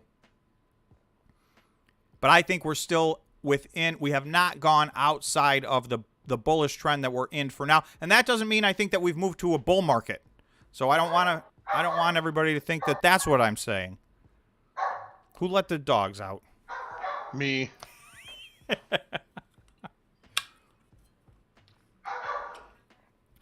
Because, you know, we're inside of a bullish time frame. We've had a very nice run up. It was 60 to 65%, I think, off of the November lows to our highs a few days ago. So, you know, the question is, are we going to go further than that? George, Darren, and Alex want to know about the moon. Dude, that's why I think we're going to have a really good next month. That's why you're short-term bullish, even though you still think at some point we're going to go retest some lower numbers. You think that the next move is up. Yep. I think the next move is up. I'm kind of don't know how to answer this right now. Tough call. You know what I mean? It is. Matthew is saying, if we go below 18,000, we're in very bad shape for the rest of the year and into next year without topping 50,000 the next bull run. Matthew's got this all the way out 2 years into the future. I don't disagree with that statement. If we go below 18. So that becomes the question. I think we could have a pullback. Strange things happen, right? I mean, FTXs happen. Pandemics happen. Things happen, and we hit numbers sometimes, and, you know, I think that by the next halving, you know, and oftentimes it takes some period of time after the halving to really get to the blow off top for Bitcoin. That has happened in the past, but I think that we're in, you know, we're still inside of that, living inside of that world. We just lived the downside, so, you know, it's not like we didn't put the pain in. Sourmelon Gaming said, I'd be absolutely shocked if we ever see Bitcoin under 20K again. I think certain circumstances in 2022 took us there, but as we move into the halving, the price is going higher, in my opinion. Seth is saying the moon says the price is going down. You guys are looking at different moon charts. Yeah. Although, George, you did say you were looking at a different moon chart. So that's all I'll say. I'm just telling you that next month, it could be parabolic. I'm not saying we're out of the woods, but I'm saying it could be interesting. Going with the good George button on that one. It could be really interesting. Moon says price go down. Yep, Seth. Look at what the moon says for next month. I don't want to get into it, but there's some events happening next month that haven't happened since August of 2022. Which So was, for reference, a very good month, or the first half of it anyway, for Bitcoin. Right. So that's why I think that there could be something coming that is very, very, very good. Very good stuff. Darren But says, I'm thinking August is when we're going to finally be out of the woodwork. you're thinking this August. So Yes, between this is now what and I'm then, thinking. between now and then, you think short term we're going to have a little run. Somewhere in the middle, we're going to get beat up big Right. time. You think we'll flash crash to some pretty low numbers. You're talking 10,000. But then we will turn the corner and it will be up from there. Is that summarize your Correct. position? Correct. So that's where George is at. I think that we've already bottomed out. I think we could test some low numbers. I don't think we'll retest the lows. And I think the next move is up. And I'm bullish for the year 2023. I think we will be up on the year. So, and then 2024, obviously I'm bullish on 2024. But let's get through 2023 first. We're almost at 100. Peace in We're almost at Ukraine. 100 I agree. likes. Please, Scott. Oh, yes, absolutely. Who else of thinks course. this war is weird? That doesn't make any sense. Does anybody else think that? Or I know very little about the war. And I'm just curious if people think that, because we're about ready to go into World War III. And I'm just wondering what our opinions are. Well, my opinion is that I'm rooting against that vigorously. Because war, what is it good for? Absolutely nothing. Sing it again. That's War. right. And I have a son that's turning 18. And they just voted on the draft to allow women in the draft. So, pardon me, hang on. That's. Let's see. All right.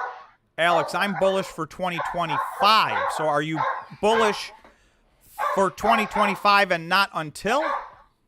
You think we got pain coming in the middle, Alex?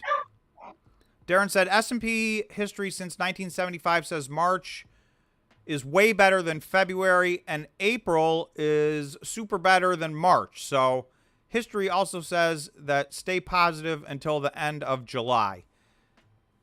So Darren's saying if you look back at history, February not so good, March better, April is even better than that. So I'll take it. That would be great. I feel the run. I really do. I think we've bottomed out and we've been through how hopefully everybody hasn't forgotten the year and a half of pain we've been through. This has been a vicious bear market in crypto in particular, in Bitcoin, in the Bitcoin miners, which are a leverage play, suffered even worse than that. When every single publicly traded Bitcoin miner at one point from the high to the low over a 15-month period, the best one was down 91%. That was the best performing Bitcoin miner out of all the Bitcoin miners. The worst was 99%, and there were multiple down 99%, 98%. So, this industry got hit like I've never really seen any industry ever get hit. The small cap EV stocks took a pretty big hit as well. And even some of the large cap stocks were down 50, 60, 70%. The risk, anything risk on had a very bad year last year. So, and this was the ultimate example of that.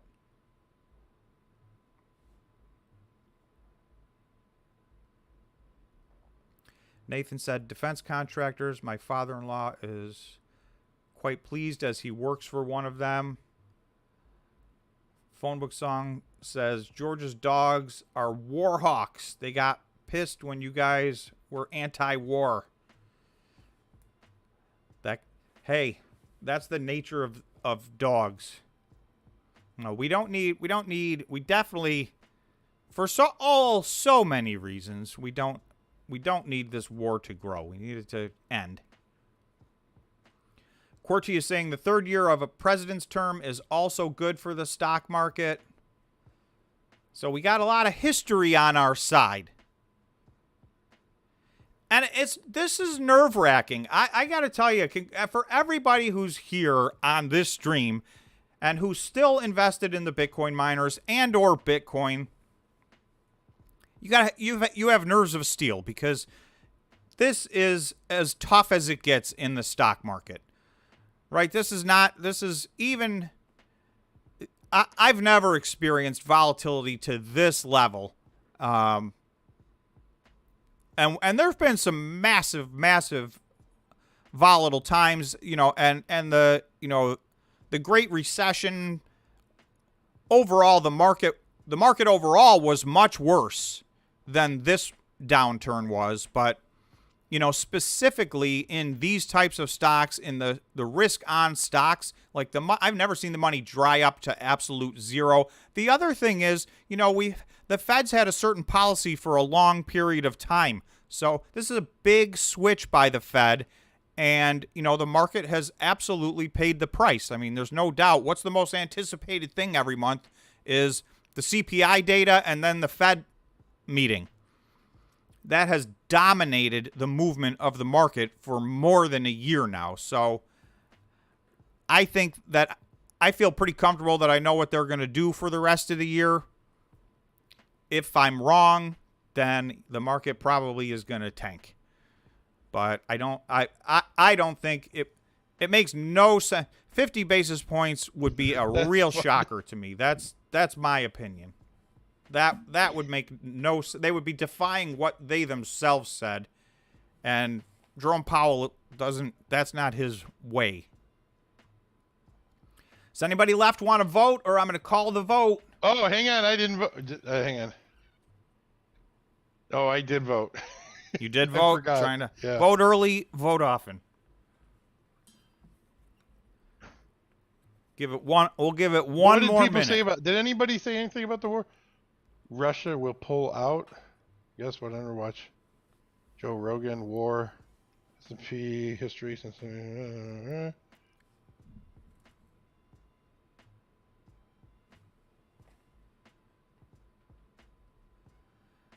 Yeah, whoever knew. I'm watching News Radio right now, and Joe Rogan's in News Radio. Did you know that, Tom? I did not know that. Yeah, and he was funny back then. I mean, he was funny.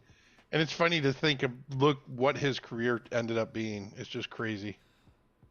I didn't know that. I had no idea.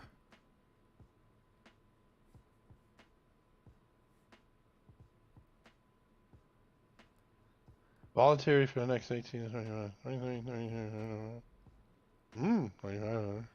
Chris 808 saying weekly still a higher low and high. So that's what I'm looking at. We're still, the trend is still bullish.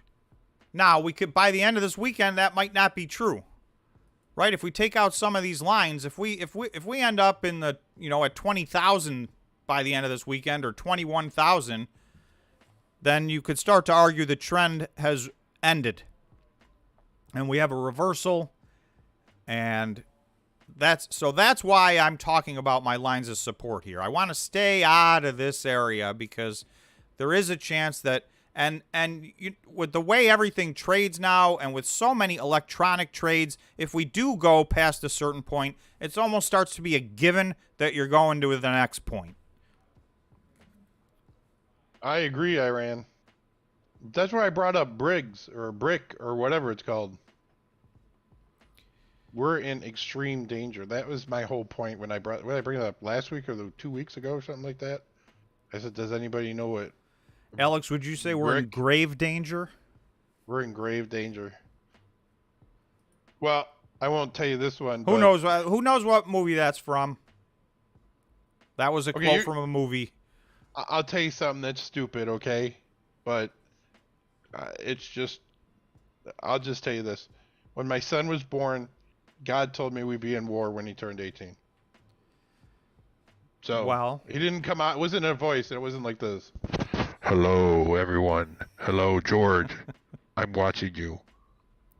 It wasn't like that. It was just in meditating prayer. When I say God, I mean Jesus. I was just like, wow. well, there is a war, in fact, going on. So, How many people believe we're in World War III already? I do, by the way. I mean, this looks a lot different than World War One and World War Two, and there was a big, giant difference. I'm not even going to get into history, but there was a big difference between those two wars. So, I'm hoping cooler heads prevail, and things find a place to... Stephen English said, "A few good men." You got it, sir. That is correct. And My Tim very also existence said, "A few good men." Sorry. That's exactly right, George. That's the same scene. Saves lives. Mhm. Did you order the code red? You paid that. I can't help it. I've watched impeach that him. movie 20 times. You wanted to order the code red. Did you order the code? That was awesome. That is an all-time classic. Right. Alex said it can escalate to grave. Yeah, so we're not there yet, in Alex's opinion. And Seth is saying we're already in war right now. Crypto Craig is saying the down year is behind us. See, there's a bit of optimism. Our comments don't necessarily line up with the poll results. I'm calling the poll. It's a done deal. It's official. Even on what was a down day, we're actually more optimistic than we were yesterday. So today's final poll is 29,000 or higher, 81%. 18K or lower, 18%. Yesterday was 74%, 29K. And 26% 18K. So we've actually gotten, as a group here, and I know it's not the identical group of people, but our poll shows we're even more bullish today, even though this was a brutal day, and it was a rough day, it was a rough week. But I do think you can take solace in the fact that some of these lines are holding, and you can see, well, we'll see. I'm keeping my eye on this, so I'm just going to keep coming back to that. To me, this is very, very important line. What's this? Alex Hawk says, imagine there was a civil war in Mexico, pro-American and anti-America, and have Russia ship tanks to one fashion. How would that fly with the U.S.? I know. I know. I agree with that statement. That's where all of this gets very... you talk about World War. The war that's happening has implications for every country in the world, is what's happening right now. So, in that regard... Yeah, rough day, but we're still at 23. That's crazy when you think about it. TZ said, so 1.8 billion in Bitcoin expiring today with a high put-call ratio had nothing to do with today's dump. Yeah, I mean, maybe that's why people are still, despite today's dump, people seem to be still feeling optimistic that we're headed in the right direction. And those are all the things you got to factor in. And again, we also had the downward pressure of, this morning's data point, which I think we all agree was kind of a repeat. Seth said that was our civil war. Fibonacci, 0.618 Fib weekly. I found I saved it somewhere. I found an article just for you all about the Fibonacci numbers, George. Fibonacci.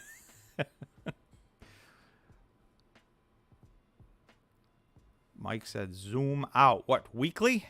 Well, I'm zoomed in right now to the 15-minute.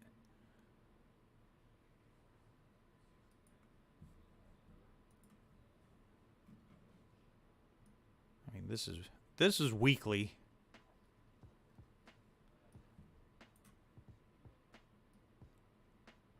I agree, Chris. See? So, Love you guys. Love you, man.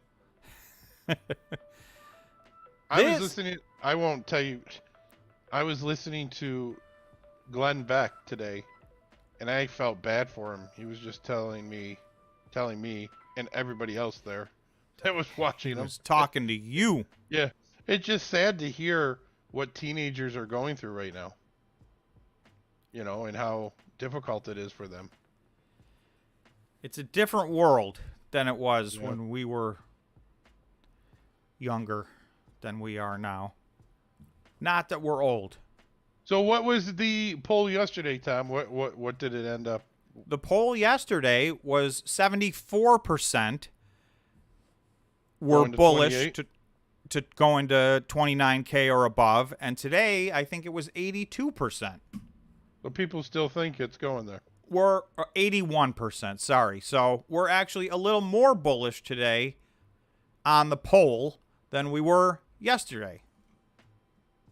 For whatever that's worth, and old Jock said, as a contrarian, I find this poll worrying. Yeah, I mean, there is also always that. Whenever everybody thinks one thing's going to happen, usually it's the opposite. So these are the mental games they play with you. This is why I say everybody here has nerves of steel. So when would you go all in the stock market? I mean, if you had a lot of money, like, you know, like stupid money, when would you go all in? You're saying what type of what would you do right now if you had, I don't know, $500,000 sitting on the sidelines cash? Would you still leave it in cash? I would leave, no matter what, I would leave 20% in cash. So, you know, that's a rule of thumb. That's, take it for whatever it's worth. Everybody, you know, does their own thing. But I think there's a lot of that. There's buying opportunities everywhere right now. And I know we have just had a really nice run up in some of these small cap, high growth stocks.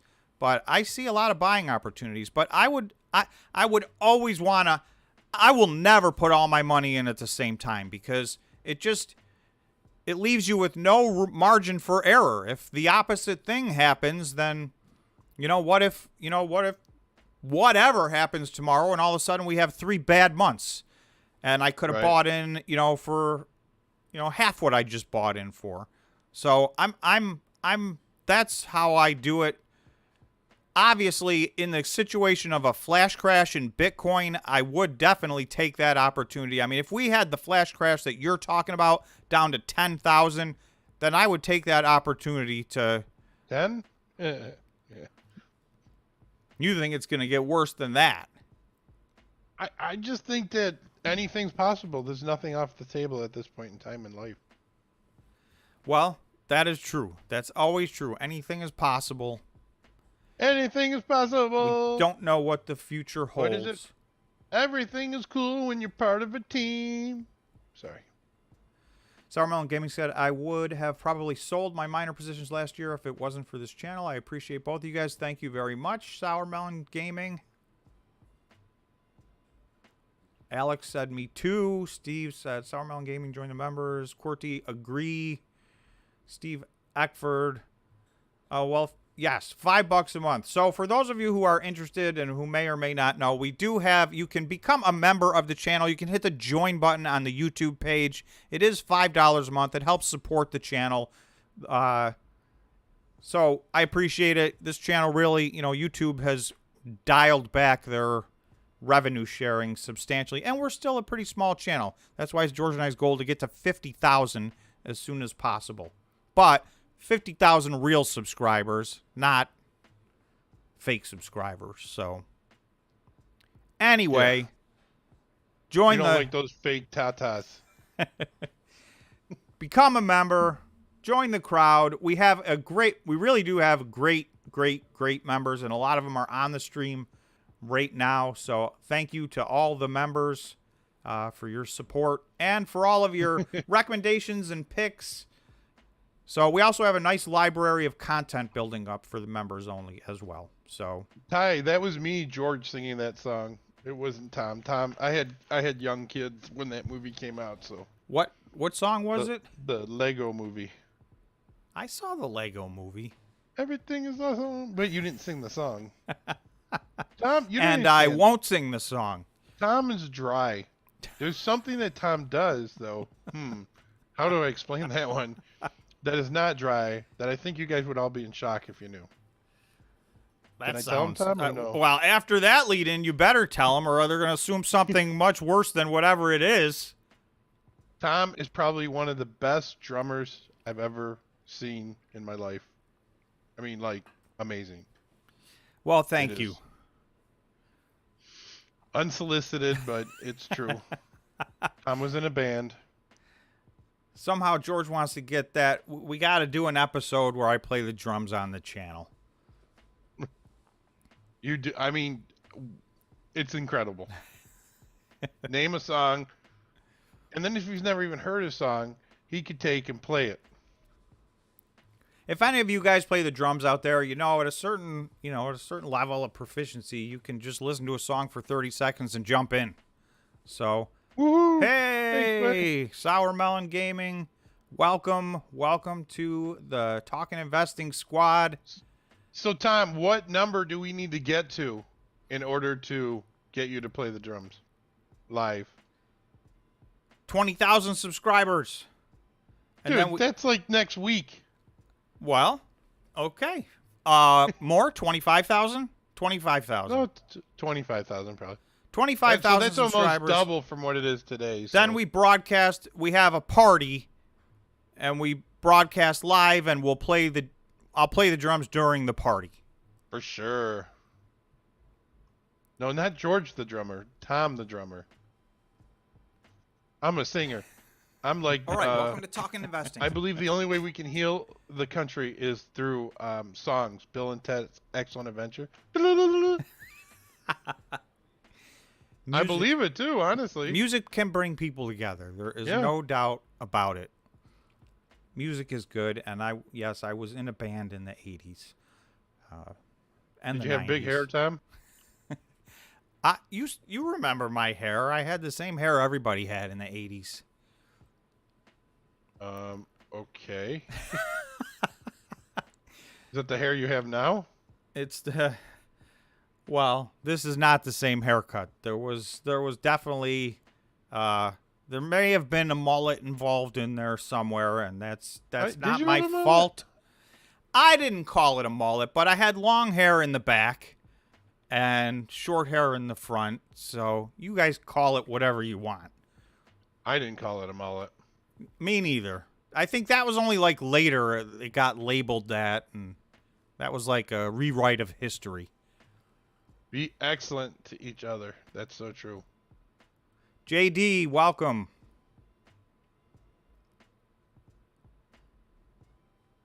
Be excellent. Be excellent to each other. Yes. Dude, that was a great movie too. Where are the good movies? Yeah. They're few and far between right now, in my opinion. I'm a big movie person, so I love watching. I'll watch anything. We have another friend that we grew up with that was in town for a couple months, and we watched a movie almost every night he was here, but I'll watch anything. I mean, honestly, most of them weren't very good, so I don't care, though. Horror flips. Yeah, I know. Yeah, we watched a lot of horror movies, and George hates those. I'm scared. So, and that was my contribution to sharing, because he was staying with George, so he would come over 3-4 hours and watch a movie, and that gave them a little break, hopefully. No, yeah, I didn't have any problems with Tom. My wife, it's a different story. Tom is the type of guy that you put food down, and you know how like most Tom people is don't our eat all other the friend food? is also named Tom, so Yeah. he's Big Tom.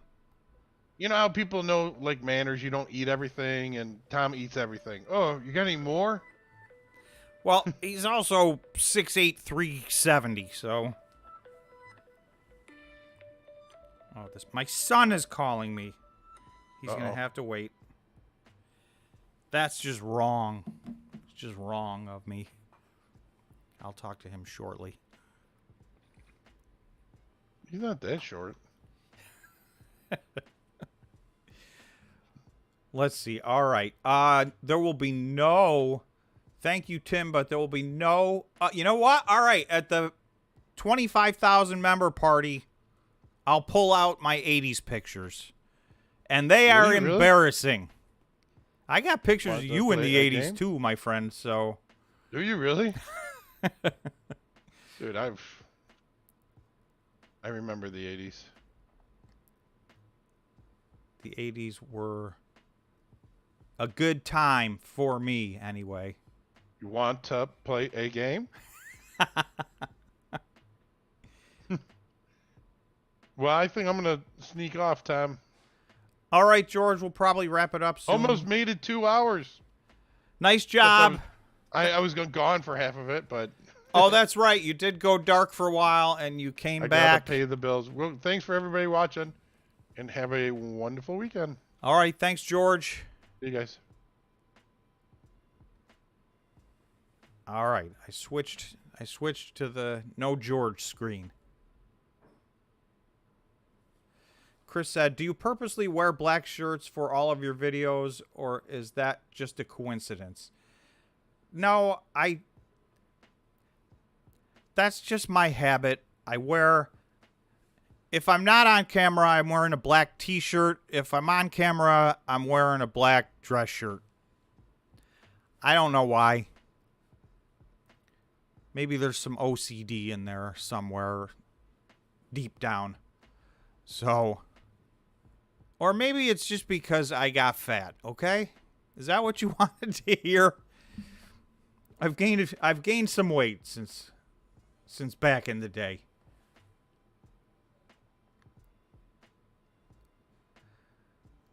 Crypto Craig is talking about the Saw movies. Those movies were so frustrating to me. Could anybody be dumber than every single person in every one of those movies? But I guess you can't have a horror movie if the people aren't stupid.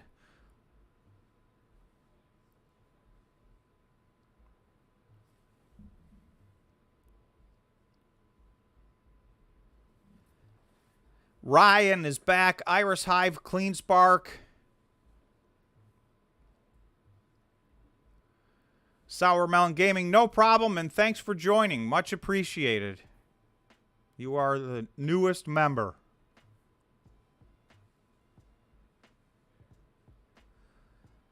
Tom, are you buying any stocks, question mark, or cryptocurrency? So I'm not buying any cryptocurrency. I'm so heavily into crypto through my Bitcoin miner positions that I feel like I can't really... I'm already doubled down on crypto. So even though there's a few things that I like, I will wait, and you know, so far the good projects tend to move in unison, and Bitcoin tends to get its run. So I have bought, you know, I have dollar cost averaged into some of my Bitcoin mining positions in 2023. Opened a new position. I've averaged into CleanSpark. There have been a lot of opportunities there, so. But I'm being very slow and very deliberate and very patient because, you know, this was a long crypto winter, and I know they're all long, and that's how it goes. It's not like a crypto winter is not like a bear market in the stock market. This is a different animal.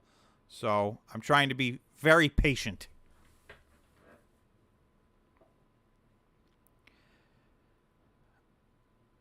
Andre said, I'm sorry if I'm pronouncing that wrong. I'm tempted with Virgin Galactic now that the test flights have been completed.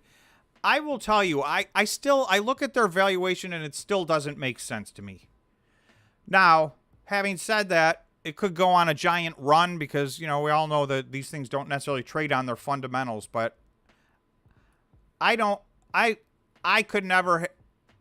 wouldn't have enough conviction in that play because I think it's already overpriced, even though it may have a giant run up from here. I've missed a lot of run-ups for that reason. You know, there's some stocks that are overpriced. I did a thing on NVIDIA yesterday or the day before. I think that the market cap on that is absolutely ridiculous, and I would never invest in it. Having said that, you know, it ran up to $350 last year, so it could do that again for all I know. So, you know, I might miss out on one of the great trades of the year because I feel like the valuation doesn't make any sense. But that's just how I invest, so you can't get them all. Chris is saying, invest long-term in the moon infrastructure stock. $1 billion Fed contract. I will believe it when I see it. That's just my opinion.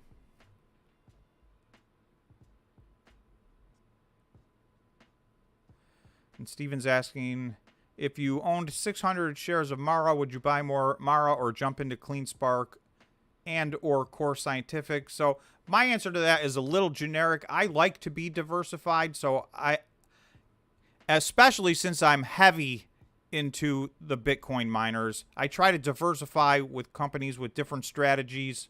So for me, you know, that's what I would do, but you know, it depends on what your portfolio looks like, what your risk tolerance is. Those are all options that I think. Core is something I'm staying away from. I don't know how to guess which way Core is going.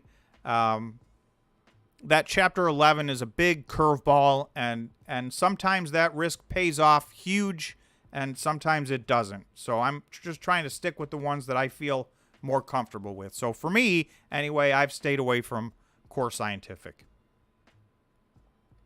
Darren's saying, I'm so bullish on Zim. I bought the bottom a while back, and today I sold Paramount Global and flipped into more Zim,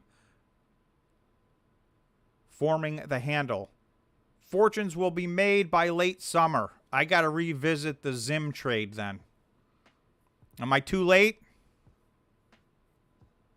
In your opinion? Shoreline Beach, great trade of the year is Tesla, but I missed it. Yeah, that was already the trade of the year. That's right. The Tesla basically pulled a double this year, which is that's what baffles me. You know, Tesla's the 6th largest company traded in the United States, and Nvidia is the 7th largest company traded in the United States, but yet they trade like they're micro-cap stocks, like they're small-cap, high-growth stocks. They have these moves, 50%, 70%, 100%. It's crazy. We haven't had that in the past, right? IBM, there was no year where you go back and go, oh, IBM was up 80% this year. That wasn't how it worked, but, you know, I guess you got to adjust. It's a different world now. Old Jock saying SpaceX to the moon, then Mars. I'm not going to Mars. I would love it if we go to Mars, but I'm not going.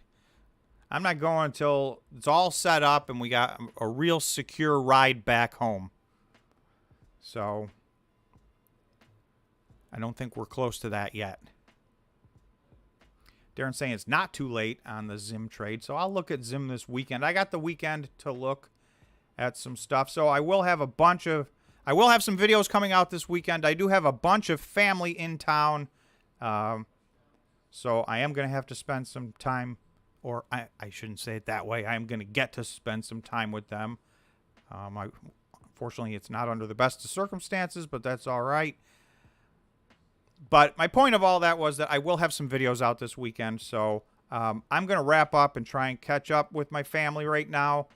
So I appreciate everybody. Thank you to all the members. Thanks for everybody that subscribed. Thanks for everybody that smashed the like button. We ended up at 97 likes. We were 3 short of 100. This was I think this would have been our 4th in a row with 100 likes. But are we counting 97? We can't count it. We can't count it. It's not 100. So anyway, thank you all very much. You guys know I appreciate all the comments. I've been having a hard time answering comments lately. I do have some stuff going on in my personal life, but I have been reading everybody's comments, so I always try to stay up to date and read everybody's comments, and I answer as many as I can, and I will try to catch up. So thanks again to everybody. Have a great weekend, everybody. And we're at 99 likes. If there's anybody that hears me say that, if one person presses the like button, then I can leave here in peace of mind. There it is. It's done. Thank you. Thank you, everybody, for getting us there. So have a great weekend, everybody. I appreciate everybody, and I know this was not the best week for Bitcoin or the Bitcoin miners, but hopefully, just to wrap up, I'm hoping we stay above this 22,400 over the course of the weekend, but I guess we'll have to wait and see what happens. So enjoy your weekend, everybody, and thanks again for joining me